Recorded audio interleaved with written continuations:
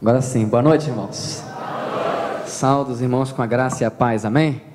Prazer estar aqui com os irmãos, né? Eu creio que eu estive aqui, né? Tem mais ou menos uns 7 anos, né, pastor? Né? Eu tenho 28 anos agora, eu creio que eu estive aqui, eu tinha 20 anos ou 19, alguma coisa assim, né? E realmente o tempo passa, né? Mas graças a Deus o tempo não está passando para minha fisionomia, porque todo mundo que me olha pensa que eu tenho 18 anos, então eu louvo a Deus, né? Toda igreja que eu vou, fui pregar faz 2 semanas em Minas Gerais e tinha combinado com um pastor que tinha escutado de mim, mas não me conhecia pessoalmente, né? Então ele tinha falado, vamos marcar em tal lugar. Aí eu estou parado lá em tal lugar com a minha esposa e ele está com uma plaquinha escrito Pastor Marcos e Lívia, né? E eu estou na frente dele e ele está com a plaquinha procurando o Pastor Marcos e Lívia, né? Eu falei, possivelmente a ideia que o Brasil tem de pastor é aquela pessoa velhinha, careca e barriguda, né? Não é o caso do pastor de vocês, né? O pastor de vocês não é velho, nem careca, nem barrigudo, né? Mas estamos aí para mudar essa imagem. Irmãos, eu estou aqui no Brasil tem 3 semanas, mais ou menos. A Junta de Missões Mundiais vai lançar um projeto novo que se chamará Cristolândia ao Mundo, né? E eu fiquei com a responsabilidade de poder criar esse projeto, organizar, né? E a ideia, esse projeto já existia, na verdade, porque já abrimos nosso primeiro Cristolândia há 9 anos atrás, antes de Missões Nacionais abrir Cristolândia, né, lá no Peru, né? E agora com esse envolvimento de missões nacionais, com esse projeto, né, nós também somos desafiados como junta, né, em expandir esse projeto ao mundo, né? Os irmãos sabem que no ano de 2007 a ONU fez uma estatística no mundo todo de quantas pessoas estão no mundo das drogas, e no ano de 2007 saiu que 4% da população mundial consome droga, né? Estamos falando em números mais ou menos de 180 milhões de pessoas que consomem droga no ano de 2007.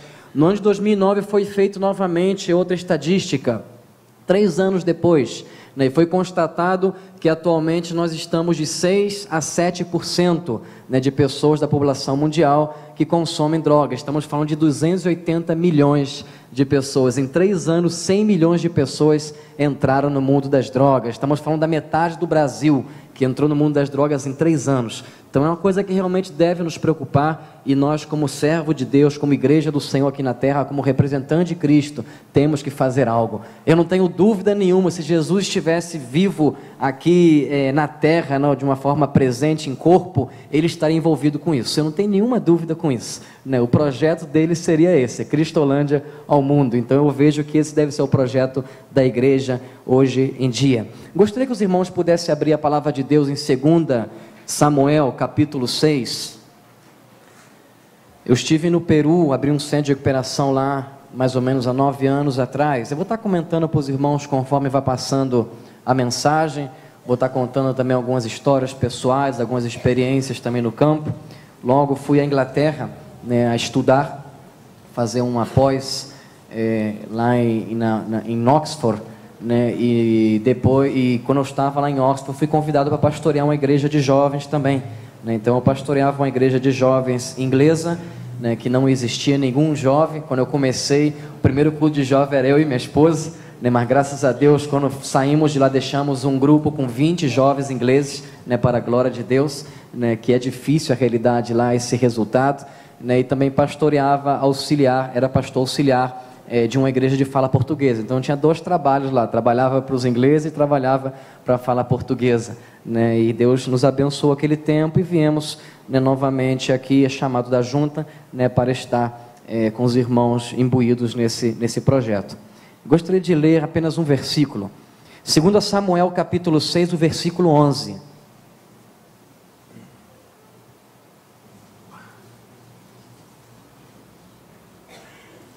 Diz assim: e ficou a arca do Senhor em casa de Obed-edom, o giteu, 3 meses.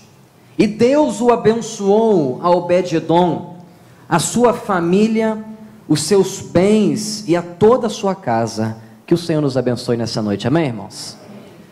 É interessante observar o contexto aqui da história, para que nós possamos entender o que Obed-edom, ou o que Obed-edom nos ensina através desse texto, desse pequeno versículo. É muito claro quando o autor ou o escritor bíblico diz o seguinte: a arca de Deus esteve com ele 3 meses e Deus o abençoou a ele, aos seus bens e a toda a sua família. A Bíblia diz, irmãos, que nessa época, nesse contexto da história, Davi somente tinha um reinado em Judá. Ele reinava há 7 anos mais ou menos. E os povos de Israel, os demais povos, viram como Davi reinava com tanta competência. A Bíblia diz que a arca de Deus sempre esteve com Davi. A arca de Deus naquela época simbolizava a presença do mesmo Deus. A arca de Deus era um simbolismo da presença de Deus.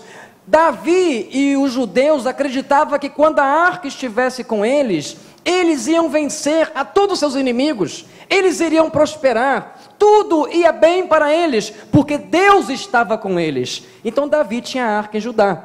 Quando os demais povos se reuniram e falaram: queremos que você reine sobre nós também, Davi aceitou o desafio. Mas Davi diz a Bíblia que teve que colocar os jebuseus, seus inimigos, para fora das outras cidades que ele estava ocupando. Davi o fez isso porque a arca de Deus estava com ele. Deus o abençoou, ele colocou os jebuseus para correr. E é interessante que a vitória foi tão grande, que a Bíblia diz que Davi batizou o nome da cidade que ele tomou dos jebuseus como a cidade de Davi. E de lá ele começou a administrar todo o território de Israel por mais 33 anos, durou o seu reinado total 40 anos. E é interessante, irmãos, que Davi, ele reconhece que a vitória tinha vindo às suas mãos graças à presença de Deus. Davi tinha reconhecido que ele não era nada sem aquele objeto, sem a presença de Deus. E Davi disse o seguinte: conquistamos a cidade de Davi, agora nós temos que ajudar a pegar a arca e a trazer aqui para a cidade de Davi, porque a base vai ser aqui, do nosso reinado, das nossas conquistas, que nós expandimos mais nosso território, vai ser aqui, vamos partir daqui. E a Bíblia diz que Davi foi. Chegando em Judá, Davi pegou a arca de Deus e a colocou sobre 2 animais de carga. A Bíblia diz, irmãos, que foi uma maneira incorreta que Davi levara a arca. Davi sabia que ele não podia carregar a arca daquela maneira, era Deus ali. E não qualquer pessoa no Antigo Testamento poderia ter acesso à presença de Deus. Mas Davi o fez, colocou por cima de 2 animais de carga. A história conta que os animais estavam indo e os judeus estavam felizes. Davi estava lá junto com seu amigo Uzá. E de repente os animais se cansaram e os animais começaram a jogar a arca de um lugar para outro. Uzá, que era amigo de Davi, viu aquela cena que a arca ia cair no chão, ia arrebentar toda. Uzá correu até a arca e colocou a mão sobre a arca para que a arca não pudesse cair sobre o chão. E é interessante, irmãos, que a Bíblia conta nesse capítulo 6, que no mesmo momento que Uzá colocou a mão detendo que a arca pudesse cair no chão, a ira de Deus se acendeu contra Uzá e Deus o matou. A Bíblia diz que aquele homem, Uzá, caiu naquele mesmo momento fulminado pela presença, pela glória de Deus, porque não qualquer pessoa poderia tocar a Deus. Davi queria muito Uzá, ele gostava de Uzá. E a Bíblia diz que Davi se acendeu em ira. Davi começou a dizer: para que nós vamos levar a arca conosco? Para que nós vamos levar a presença de Deus conosco? Olha o que a arca fez conosco, matou um dos meus melhores amigos. E tal era a ira de Davi, que Davi batizou o nome daquele lugar que um amigo dele morreu de Pérez Uzá, que significa: aqui morreu o meu amigo. E Davi, olha como é que a teologia ou a visão de Davi muda. Antes Davi tinha uma certeza de uma forma muito clara, que as suas vitórias eram graças à arca. Antes Davi acreditava que a presença de Deus era bênção para ele. Depois que Deus matou o seu amigo Uzá, Davi começou a dizer o seguinte: não temos mais que levar essa arca conosco, melhor é livrar-nos dela, melhor é jogá-la para fora. Davi transformou o que era bênção em maldição em sua vida. De repente passou um campesino chamado Obed-edom no meio daquela discussão, e Davi teve uma ideia, foi de Deus, mas no coração dele foi carnal.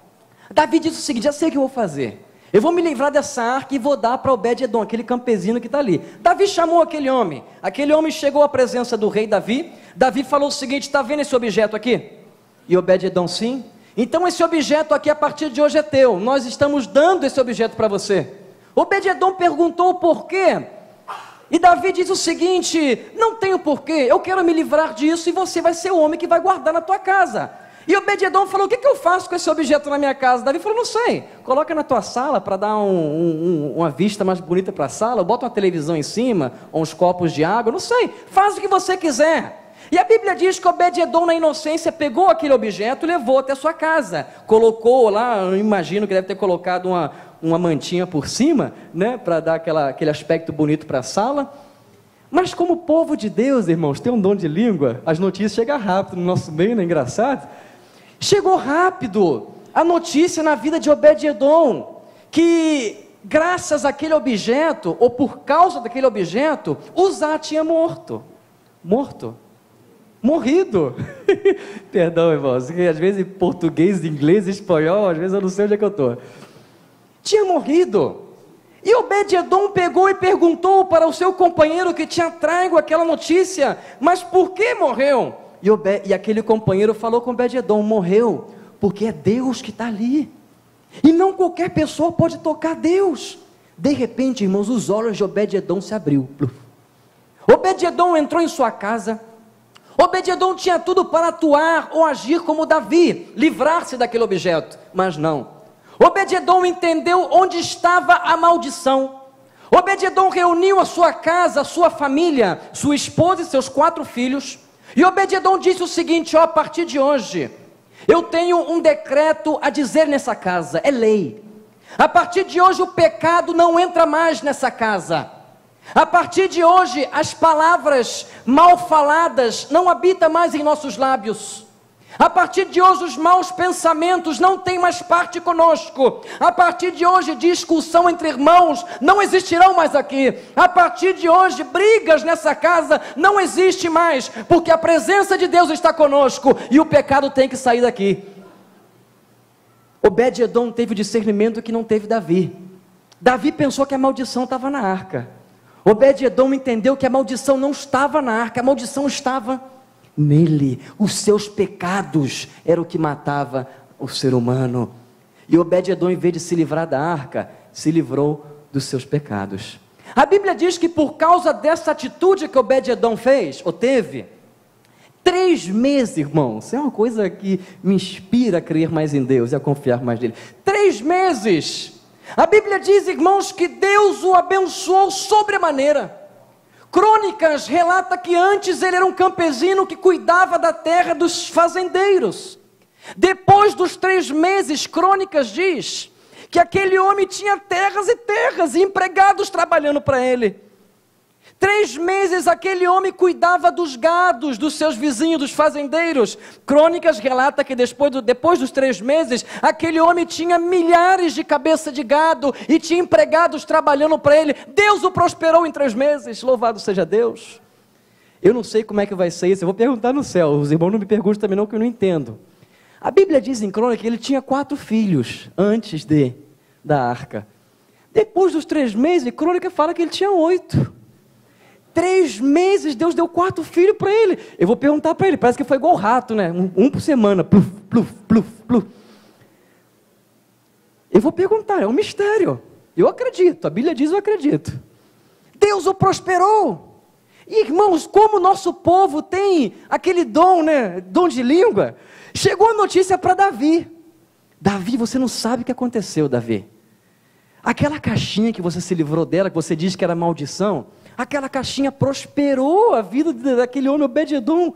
Aquele homem é o homem mais rico da sua região agora, Davi. Aquele homem tinha 4 filhos, agora tem 8. Aquele homem tinha gados dos seus vizinhos, agora ele tem os gados dele empregados trabalhando para ele. O olho de Davi, ó, pluf. Vamos lá pegar a arca de volta, a arca é nossa. Davi reuniu os seus homens e foi até a casa de Obed-edom.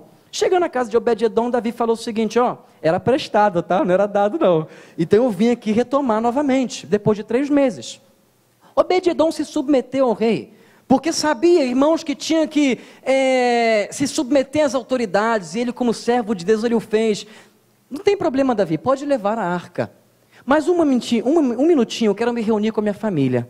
Obed-edom se reúne novamente com a sua casa, coloca todos novamente em sua sala e diz o seguinte, já não era 4 filhos, agora era 8, e Obed-edom diz o seguinte, a partir de hoje, eu tinha falado 3 meses atrás que nos livraríamos do pecado, e olha o que Deus fez conosco, louvado seja Deus, disse Obed-edom, mas hoje, a presença de Deus está indo embora da casa, Davi está levando a presença de Deus para a cidade de Davi, hoje nós vamos perder o nosso bem mais precioso, então eu quero dar outro decreto, outra lei aqui.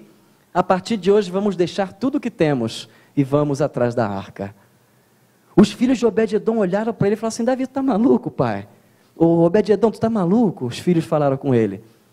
Esperamos a vida toda para ter pelo menos um cavalo, agora temos milhares e você vai deixar tudo para ir atrás da arca. E Obed-edom olhou para o seu filho e falou o seguinte, tudo que nós temos é graças a Deus, então vamos deixar tudo sim para seguir a arca, vamos deixar tudo sim para obedecer à voz de Deus, vamos deixar tudo sim para seguir o passo do nosso mestre. E Obed-edom o fez, os seus filhos o fizeram, deixaram tudo e foram atrás da arca. Quando Obed-edom se encontrou com Davi, falou o seguinte, Davi, pode levar a arca, uma coisa eu não abro mão, você diz que vai fazer um tabernáculo lá na cidade de Davi, para essa arca morar, para Deus habitar ali, eu não abro mão de ser o porteiro desse tabernáculo, porque eu quero servir a Deus, porque Davi, eu entendi que quando Deus nos toca, eu entendi que quando Deus nos faz perceber os nossos pecados, quando Deus mostra que nossa vida está caminhando mal, é porque Deus quer que nós sirvamos a Ele. Eu entendi que o propósito da salvação é muito mais do que viver uma vida passiva, salvo. É viver uma vida trabalhando para Deus, eu entendi isso, Davi. Então você não vai me privar de servir a Deus. Eu não abro mão de ser o porteiro da casa de Deus. Crônicas diz, quando o tabernáculo estava feito, o porteiro da casa de Deus era Obed-edom e os seus 8 filhos. Irmãos, Deus não nos salva. Escuta isso e grava no teu coração. Deus não nos toca para que nós vivamos uma vida passiva, não. O propósito da salvação é muito mais além do que o primeiro estágio na vida de Obed-edom e sua família. É muito mais além do que desfrutar das bênçãos de Deus. É muito mais além do que ficar sentado, glorificando a Deus, porque Deus dá e Deus dá mesmo. É muito mais além o propósito de Deus da salvação. O propósito da salvação, irmãos, é para que entendamos que Deus nos resgata, para que possamos resgatar a outros. Deus nos toca, para que possamos tocar a outros. Deus nos consola, como diz o apóstolo Paulo em Coríntios, para que com o mesmo consolo, possamos consolar a outros. Esse é o propósito principal da salvação. Quando eu era adolescente, eu tinha a mesma visão que Obed-edom, que Davi tinha, acerca da arca, da presença de Deus. Eu acreditava que a presença de Deus, aquele objeto era uma maldição, era um estraga-prazer. Para que eu vou para a igreja? Para que eu quero Deus? Se Deus te proíbe disso, te proíbe disso, te proíbe disso, disso. Essa era a visão que eu tinha de Deus, um Deus estraga-prazer. E a causa disso, aos 13 anos de idade, eu entrei no mundo das drogas. Eu entrei na pasta básica, conhecida aqui como crack. E foi uma vida, no começo, muito boa, satisfatória para mim, porque eu tinha encontrado a solução para o meu problema naquele mundo, no mundo das drogas. Mas quando eu comecei a ter problemas com minha família, quando eu comecei a vender a minha roupa e a roubar coisas dentro de casa para consumir droga, quando eu comecei a pensar já roubar coisas na rua e abrir carro e o demais para consumir droga, eu mesmo não aguentava a vida. 15 anos de idade, fui preso, tive problema com a polícia.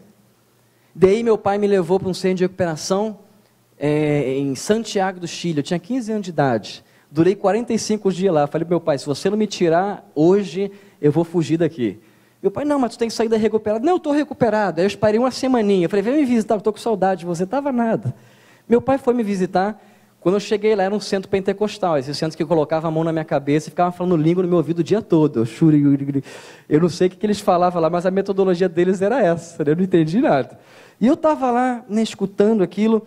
Quando meu pai veio me visitar, ele participou de um culto. Irmãos, eu sabia de A a Z a língua dos anjos que os pentecostais falam. Eu sabia todas as línguas.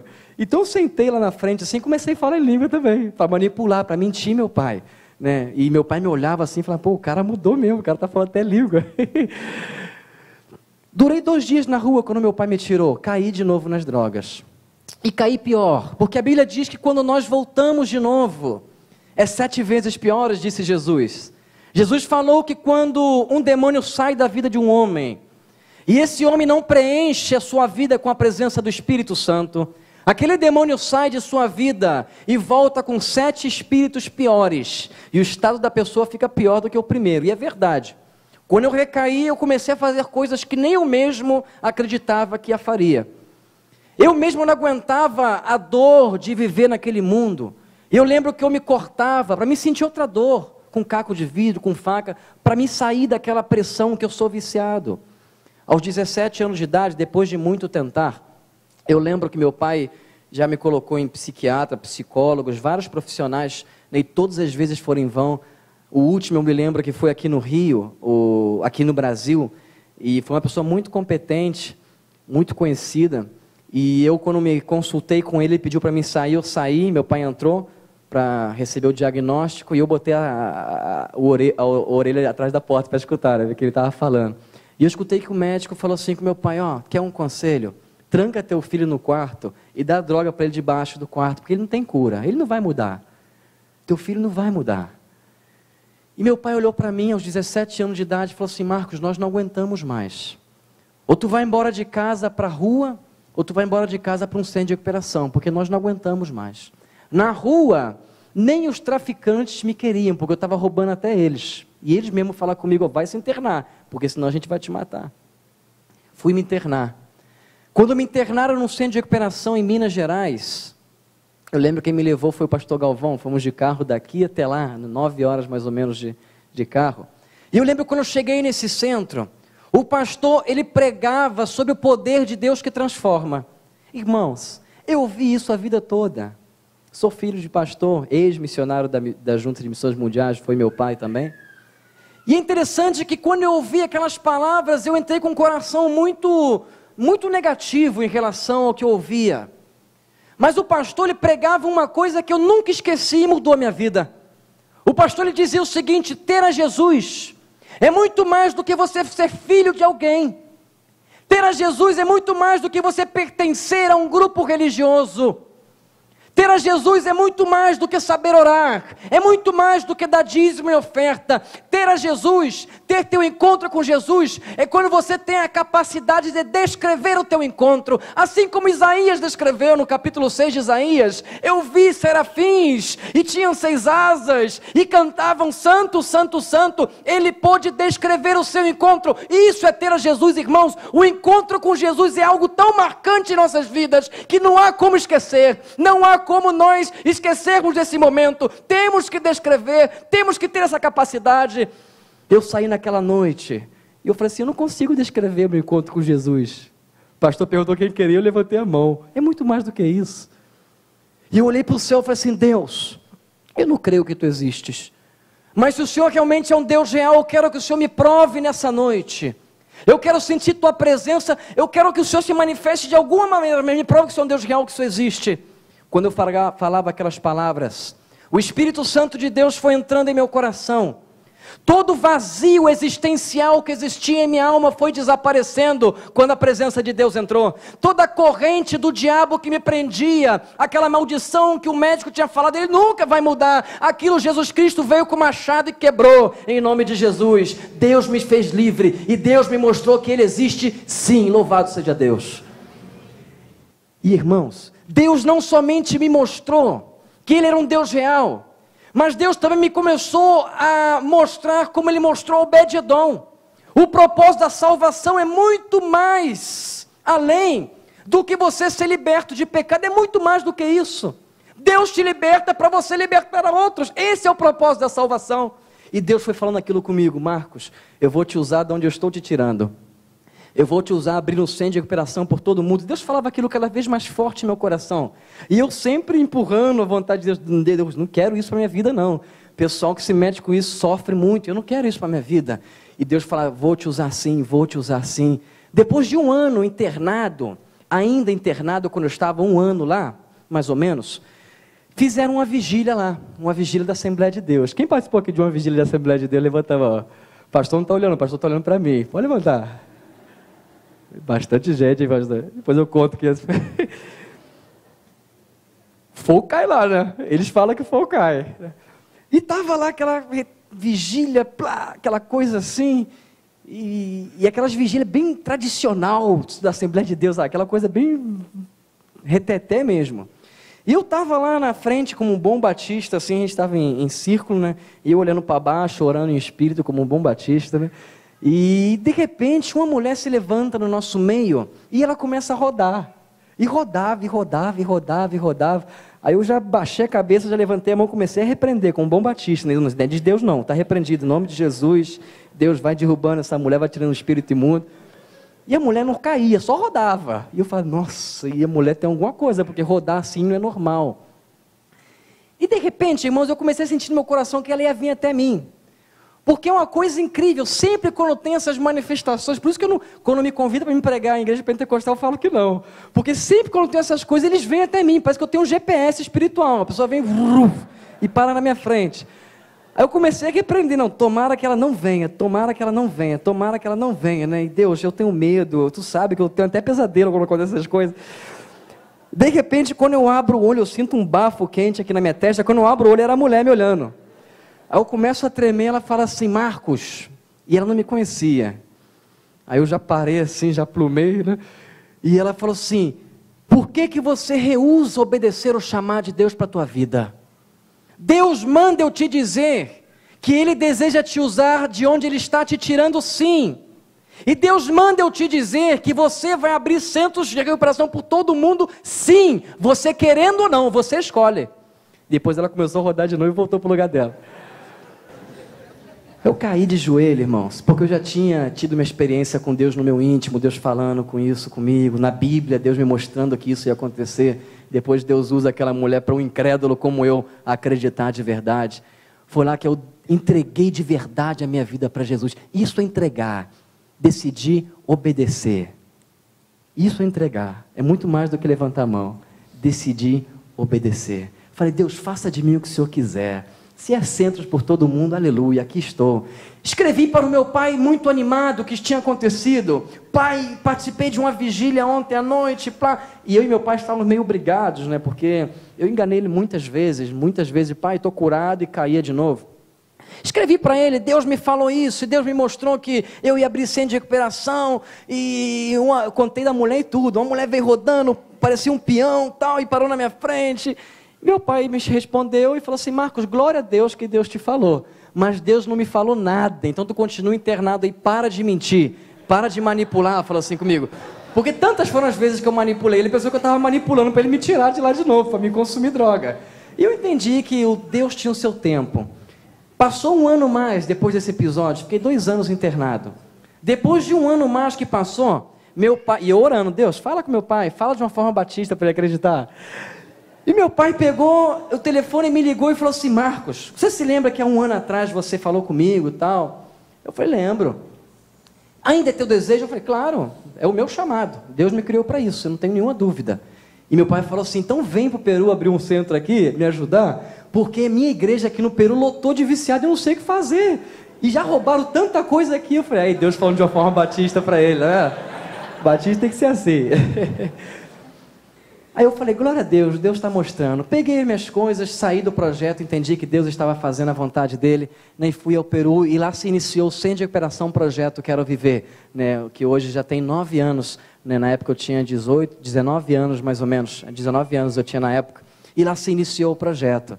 Eu lembro que o projeto se iniciou com muito custo, com muito suor, porque nós não tínhamos o apoio, e eu não tinha a credibilidade do povo. Todo mundo pensava que eu ia cair de novo, e eu tinha que viver com aquilo, lutar e viver com aquilo. Eu lembro que nós alugamos uma casa de 3 andares, peguei todos os viciados que eu conhecia na cidade e coloquei lá dentro, né? E não tínhamos ajuda econômica de ninguém, da junta de ninguém, porque eles falaram, não, espera ver se o Marco está recuperado. E no outro dia, quando eu dormi lá com eles, eu falei assim, iniciei o centro de recuperação. Mas no outro dia, quando eu dormi com eles, acordamos, um interno veio para mim e falou assim, e o pão, onde é que é? E eu falei, é verdade, né? Eles têm que tomar café da manhã, eu esqueci desse detalhe, né? E saí para a rua, Deus dá estratégia, saía, tocava violão nas feiras da cidade lá, os supermercados são nas feiras. E depois eu passava a sacolinha pedindo alimento, pedindo 1 quilo de arroz, 1 quilo de feijão. E todas as pessoas que vendiam alimentos colaboravam com o centro de recuperação, né? Quando terminava os supermercados, as feiras, eu terminava com 3, 4 bolsas lotadas de alimento. E nós iniciamos assim o centro de recuperação. Deus começou a trabalhar. A junta de missões foi, através do pastor Valdemiro Timichak, até lá. E eles participaram de um culto. Eu lembro que ele falou assim, Marquinhos, se a missão da junta não apoiar, a partir de hoje eu vou te apoiar do meu bolso, porque eu não tenho dúvida que Deus está aqui neste lugar. A partir desse momento, a Junta de Missões Mundiais começou a apoiar o projeto Quero Viver. Trabalhar com viciado, irmãos, não é fácil. Não é fácil. Lembro-me de um caso muito recente agora de um médico. Ele quando se internou, ele tinha problema de drogas, ele quando se internou no projeto, a primeira coisa que ele falou para mim foi o seguinte, me falaram que você é pastor, me falaram que você fala de Deus, eu vou vir aqui porque um psiquiatra me recomendou vir aqui. Mas uma coisa eu quero te falar, eu estou aqui para me recuperar de droga. Eu não quero ouvir de Deus, eu sou ateu. Eu falei, glória a Deus, pode vir. É esse que eu gosto. Eu falei assim, pode vir, pode entrar, irmão, ninguém vai falar de Deus para você não. Aí ele entrou. Ele quando entrou no projeto, eu pensei que ia ser mais fácil. Eu falei assim, todo viciado é assim. Antes de internar, eles são macho pra caramba. Eu falo como ex-viciada. Depois que interna, vira mulherzinha lá dentro, né?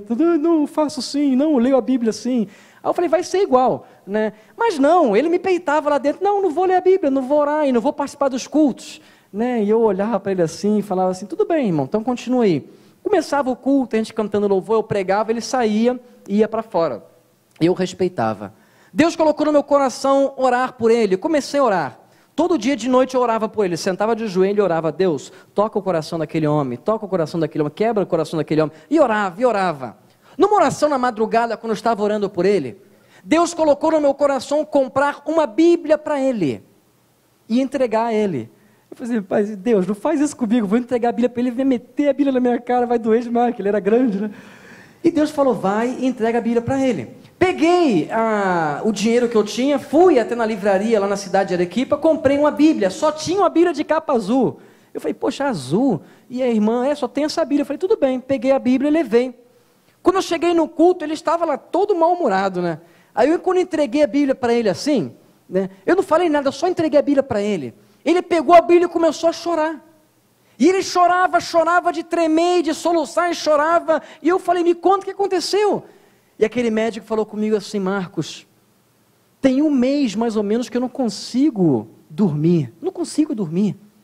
E nessa madrugada eu tive um sonho. E o meu sonho parecia ser algo tão real, que eu acordei atônito, eu não conseguia falar, não conseguia respirar. E nesse sonho apareceu alguém a mim, que eu não reconheci. E essa pessoa me diz o seguinte, amanhã, antes do culto, eu vou te provar que eu existo sim. Quem está falando é Jesus Cristo. E como prova disso, o pastor Marcos vai te entregar uma Bíblia de capa azul. E quando eu entreguei para ele, ele falou assim, Marcos, Deus existe. E chorava de soluçar. Nos ajoelhamos ali naquela manhã. Ele aceitou a Cristo, entregou a sua vida para Jesus. E hoje eu batizei ele antes de vir para cá para o Brasil. Eu batizei e ele falou comigo assim, Marcos, não me abandona não. Eu quero ser missionário. Sua formação é pneumólogo. Pneumologista, cuida de pulmão, né? E ele falou, eu quero ir para o Haiti, cuidar das crianças que estão lá morrendo de tuberculose. Deus me criou para isso, irmãos, louvado seja Deus. Não existe nada impossível para Deus. Eu lembro, irmãos, de quando começamos o projeto lotou tanto que não existia mais lugar para ampliar. Sentimos a necessidade de construir e ampliar o nosso local, mas não tinha dinheiro. Deus colocou no nosso coração. Meu pai escreveu para a Missão do Brasil pedindo dinheiro. A Missão do Brasil não deu dinheiro às juntas de missões porque não tinha, mas autorizou havia aqui no Brasil a levantar dinheiro através das igrejas, a fazer promoção, a fazer o que estamos fazendo. Viemos ao Brasil, terminando de pregar em uma igreja em São Paulo, o empresário se reúne e diz o seguinte: vocês não têm nenhum terreno em Visão? Meu pai disse: sim, temos, mas é muito caro, 25 mil metros quadrados um terreno que estamos namorando, lá não temos dinheiro para isso. E o empresário falou assim: esse dinheiro está no banco, o terreno é nosso, vamos lá pegar, eu vou entregar a vocês e vocês vão lá comprar o terreno. Compramos o terreno, os 25 mil metros é o que nós temos hoje, graças a Deus. Voltamos ao Peru, faltava construir o projeto, começamos a orar e pedir também dinheiro à missão, à junta de missões mundiais, para enviar dinheiro para a construção. Conseguimos o mais difícil, o terreno. A junta de missões mundiais enviou o dinheiro, mas era algo muito insignificativo para o que simboliza uma construção. E paralelo a isso, irmãos, a junta de missões mundiais também nos colocou em contato com um irmão, se chamava irmão Damércio. Naquela época ele devia ter uns 70 e tantos anos, ele era pedreiro, ele morreu tem 1 ano, 2 anos mais ou menos. Ele não tinha dinheiro, mas ele entendeu que quando Deus o salvou, é para que ele possa salvar a outros. Então, quando ele não tinha dinheiro, ele dava a sua instrumentalidade para servir a Deus. Ele falava: sou pedreiro, então eu posso construir de graça, né? Eu não tenho dinheiro, mas o que eu tenho eu dou. Então ele falou isso com a gente: estou disposto a ir pagando minha passagem, trabalho por 3 meses de graça e volto pagando minha passagem. Falamos: amém, irmão, pode vir. Chegou o irmão no Peru, colocamos o dinheiro que a junta nos deu, começamos a construir. Menos da metade da construção acabou o dinheiro. E começamos a orar: Deus, envia dinheiro. E Deus falava mais forte em nosso coração: vocês têm dinheiro. Era uma coisa incrível, porque cada vez que orava, Deus falava mais forte: vocês têm dinheiro. A junta de missões mundiais, irmãos, ela deposita o salário e o dinheiro para os projetos do campo 3 em 3 meses, por questão de balanceio aqui no Brasil. Sempre que você envia uma verba para fora, o Banco do Brasil pega uma taxa. Então imagina a junta, 720 missionários todo mês. Nós batistas não vamos aguentar manter a junta. Então a junta manda 3 meses, a gente tem que administrar no campo. Dinheiro de salário, projetos e outras coisas mais. Deus falou assim: a junta de missões mundiais já mandou os 3 meses de vocês. Para que vocês estão pedindo dinheiro? A voz foi tão audível que não duvidamos em fazê-la. 3 meses do dinheiro do projeto, do salário, tudo, colocamos na construção. Acabou a construção da noite para amanhã. Ficou lindo o projeto. Terminado, literalmente. E agora começamos a orar pelo nosso dinheiro. Mas uma coisa interessante que Deus não respondia. Eu falei: pô, Deus é engraçadinho, né? Quando é para ele fala na hora. Quando é para a gente, ele fica cozinhando galo. E Deus, o dinheiro e nada de Deus responder, né? Participamos de um culto abençoado, saímos. Quando chegamos em casa, eu abri a porta da casa e a casa estava vazia. Tinham roubado a nossa casa. E eu falei para meu pai: pai, roubaram a casa. Minha voz ficou 5 minutos dentro de casa por causa do eco. Roubaram a casa, roubaram a casa, roubaram a casa. Subi ao 2º andar, quando chegamos no quarto do meu pai, todas as roupas dele jogadas no chão, joias da minha mãe, e a casa vazia. Quando abrimos o meu quarto, né, nenhuma roupa jogada no chão. Eu falei: glória a Deus, tá vendo? Eu sou pentecostal, sou batista, mas sou pentecostal também. Então, sempre quando eu vou embora, eu coloco um anjo no meu quarto. Bota um anjo aqui, Deus. Eu falei: tá vendo, pai? Você é batista, vai arrumar outras coisas. Não acredita em anjo? Mas, irmãos, é brincadeira. Mas, irmão, eu percebi que meu quarto estava muito organizado. E eu falei: Senhor, está muito organizado meu quarto, sempre tem uma meia jogada aqui, um sapato. Quando eu abri meu guarda-roupa estava literalmente vazio. E aí, Batistão, aí, pentecostal, vai orar. Não tinha anjo nenhum lá. Estava vazio, vazio, vazio, né? Irmãos, até a bandeira do Flamengo que eu tinha roubaram também, né? Eu usava ela para limpar o chão da minha casa todo dia, meu pano de chão, aquela coisa imunda lá, eu limpava com vontade e roubaram meu pano de chão também. O senhor não é flamenguista não, né, pastor? Graças a Deus, louvado seja Deus. Gostei dessa igreja, Roubaram. Passou uma semana que roubaram a nossa casa. Estava no projeto, fazendo uma vigília lá. Por isso, de 1 da manhã, mais ou menos, decidi parar a vigília porque me sentia mal. Dormi no projeto naquela noite. Falei assim: vou dormir aqui no projeto. Às vezes eu dormia lá, principalmente quando eu não me sentia bem. Então, não me sentia bem, dormi lá no projeto. De madrugada, mais ou menos, começo a escutar vidro quebrando, porta quebrando, cachorro latindo, que eu tenho um Rottweiler lá no projeto, e eu tento levantar da cama e não conseguia. E eu começo a ver vultos, e de verdade uma coisa assim que não dá para descrever. né? Não sei se os irmãos já passaram por esses sonos noturnos, que vocês estão dormindo na cama e alguém está te segurando, tu quer gritar e não consegue, ou que você está caindo e nunca chega ao chão, né? Eu falei, deve ser uma coisa dessa, então eu vou relaxar e vou dormir. Dormi. Acordei mais ou menos tarde já, fora do normal, e quando eu levanto, o corpo doído, e literalmente o projeto estava vazio, tinham roubado no projeto, não era alucinação, não estavam entrando, né? E a polícia depois chegou à conclusão que colocaram alguma coisa na nossa bebida, ou um spray que eles colocam, né, de diazepam, e a pessoa fica dormida, por isso nós não conseguimos levantar, os que ficaram, né, porque alguns fugiram também com as coisas, né, e roubaram o nosso projeto, né? Foi quando eu liguei para o meu pai foi até lá no projeto, né, e nada de Deus responder dos 3 meses de salário e projetos da nossa família. Passou Natal, o Ano Novo, começou outro ano, colocamos aquela expectativa, né, como todo bom batista, não, esse ano vai ser melhor, não sei o que e tal. Nada, irmãos. Meu pai um dia recebe um telefonema e ele começa a chorar no telefone, depois ele vem com a notícia que tinham roubado a nossa igreja.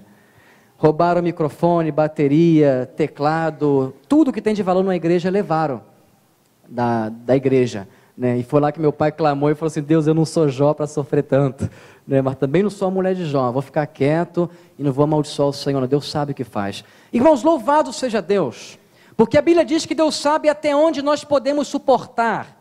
A Bíblia diz que Deus nunca vai permitir que você seja provado mais além das tuas forças. Deus começou a agir. A Junta de Missões colocou no site o que nos aconteceu dos 3 roubos, para que os irmãos do Brasil possam estar orando. Uma igreja de São Paulo leu o que nos aconteceu, nos ligou e disse o seguinte, nossa igreja leu o que aconteceu com os irmãos. Nós nos sensibilizamos e decidimos em assembleia comprar tudo de novo para os irmãos, que roubou na casa, na igreja e no centro de recuperação. Pode mandar a lista das coisas que roubaram, que vamos confiar nos irmãos e enviaremos o dinheiro e vocês poderão comprar tudo de novo. Louvado seja Deus. Compramos tudo de novo. O projeto antes tinha uma televisão de 14 polegadas. Hoje o projeto tem aquela pantalla plasma de 29 polegadas. O que o diabo te tira, Deus te dá melhor. Louvado seja Deus. Faltava o nosso sustento, mas estavam mais consolados. Ligam para o meu pai, um irmão dos Estados Unidos. Esse irmão era um médico peruano que não tinha nenhum vínculo conosco, de familiar. Sempre quando ele ia ao Peru, eu ficava hospedado lá em casa. Ele ligou e falou assim, Deus tem me acordado de madrugada para orar por vocês. Eu não sei o que vocês estão vivendo, mas em especial nessa madrugada, quando eu acordei e orei por vocês, Deus mandou eu dar um dinheiro para vocês. O que vocês vão fazer com o dinheiro não me interessa, Deus está mandando eu dar. Deus sabe da necessidade de vocês. Quando passou uma semana, que é o trâmite de banco a banco, Estados Unidos, Peru, para liberar o dinheiro, fomos ao banco, abrimos a nossa conta bancária, sabe o que tinha lá, irmãos? 3 meses do nosso salário. Nem um centavo a mais e nem um centavo a menos, os 3 meses exatos. Agora eu pergunto para os irmãos, foi o irmão que deu dinheiro? O que os irmãos acham? Foi o irmão que deu dinheiro? Foi Deus. O irmão nem sabia quanto ganhávamos. Foi Deus dizendo assim, presta atenção, eu sou o dono do ouro e da prata, eu não preciso do teu dinheiro. Deus, quando bate de frente com o nosso dinheiro, Deus, quando nos prova no econômico, é porque Ele quer o nosso coração. A visão dele é mais além, irmãos, que é o que Jesus diz, onde está o vosso tesouro? Estão entendendo? Deus, quando pede esforço econômico do seu povo, é porque o seu interesse é mais além, é o nosso coração.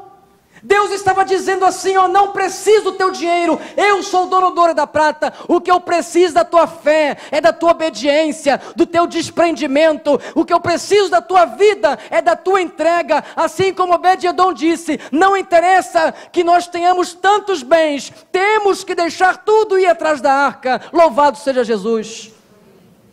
Isso é amar a Deus, irmãos. O apóstolo Paulo diz, todas as coisas contribuem para o bem dos que amam a Deus. Todas as coisas contribuem para o bem dos que amam a Deus. Se você está passando por algum momento difícil em tua vida, em tua casa, se você tem enfrentado alguns vales escuros em tua realidade, quando você começa a amar a Deus, quando você começa a ter essa sintonia com Deus, Deus pega os vales escuros e transforma em bênçãos, em rios para a tua vida.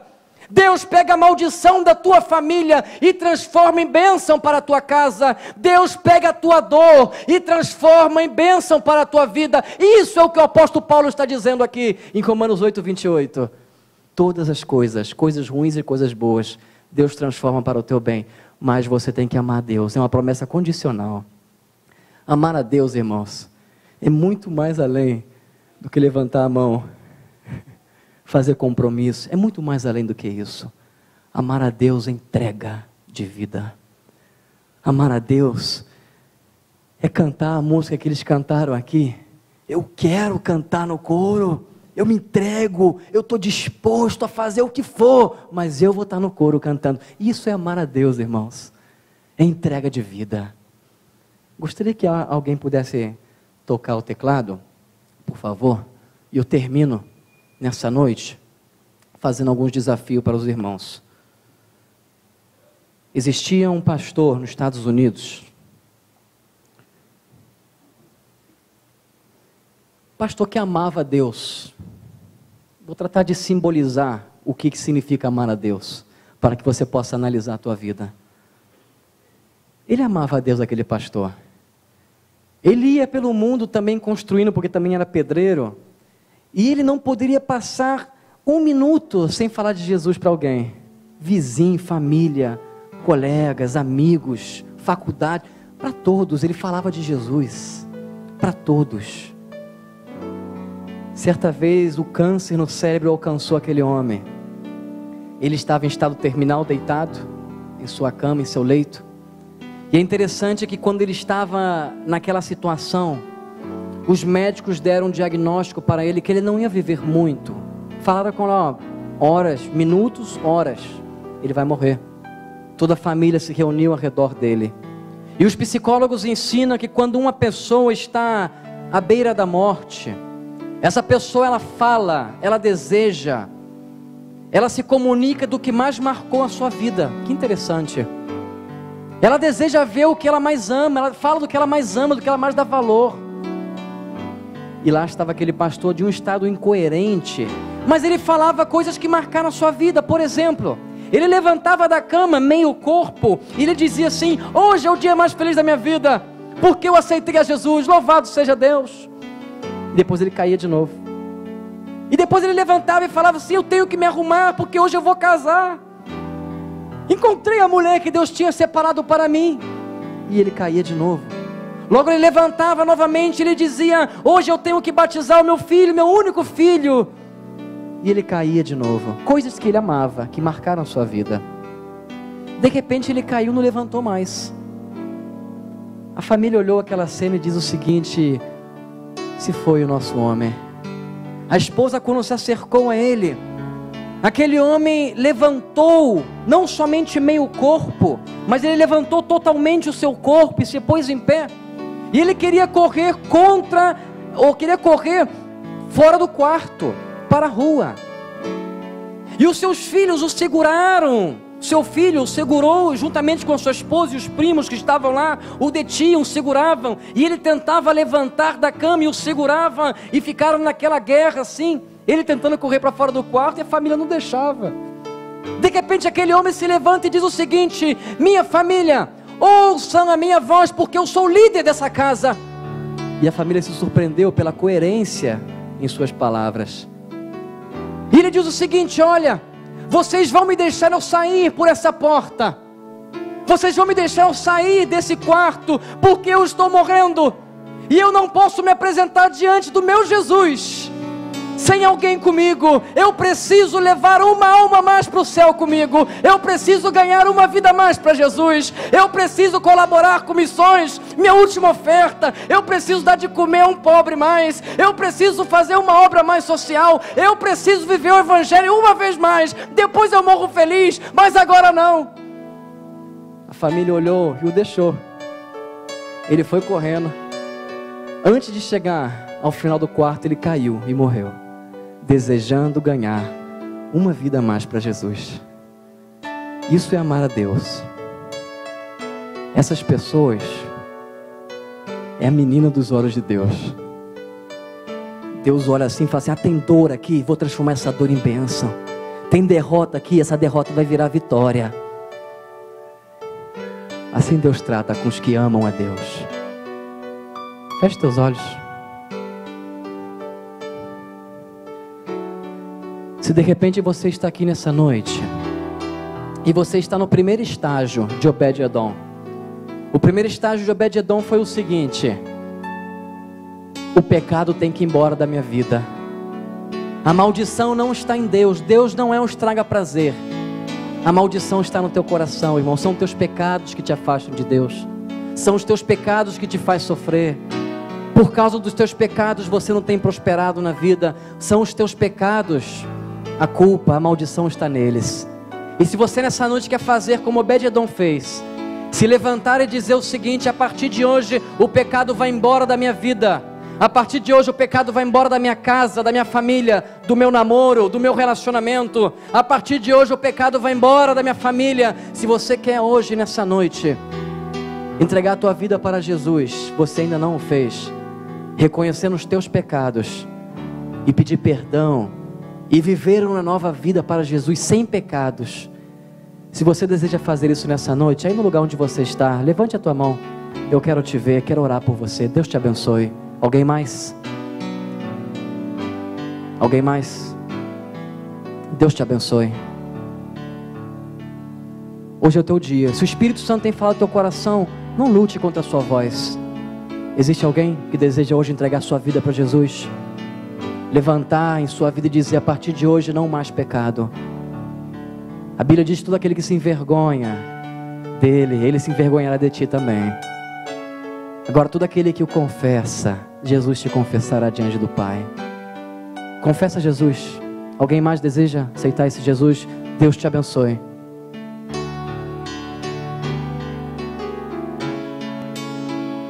Agora eu gostaria de convidar ao segundo grupo de pessoas na história de Obed-Edom. Aquelas pessoas que já fizeram isso uma vez, abandonaram o pecado de suas vidas, decidiram viver uma vida santa, mas estão cômodas, estão no comodismo. É muito bom ficar sentado desfrutando das bênçãos de Deus, realmente é bom, mas Deus não te criou para isso. E se você hoje nessa noite quer decidir deixar tudo e obedecer de verdade, impactar de verdade, fazer qualquer sacrifício que seja por seguir a arca, eu gostaria que você pudesse também levantar a tua mão.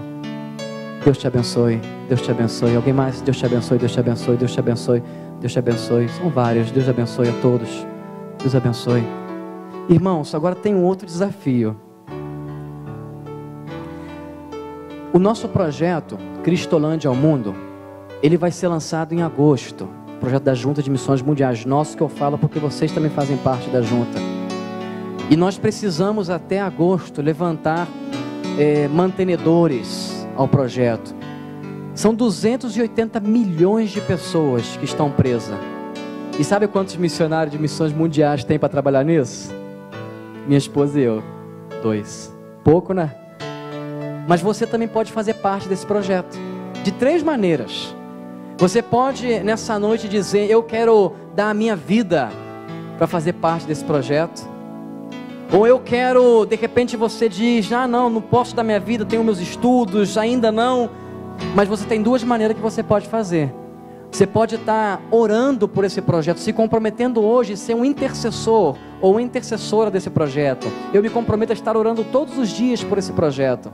Ou você também pode estar mantendo esse projeto a partir de R$20 por mês.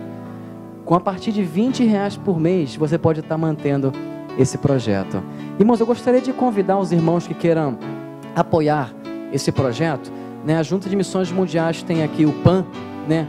E dentro desse PAN, os irmãos vão ver dentro do PAN que tem a opção para você marcar se você quer ser voluntário, se você quer ser missionário, se você quer ser um intercessor, ou se você quer ser um contribuinte, uma pessoa que vai estar aportando financeiramente com a quantidade que Deus colocar no teu coração, com a partir de R$20 por mês.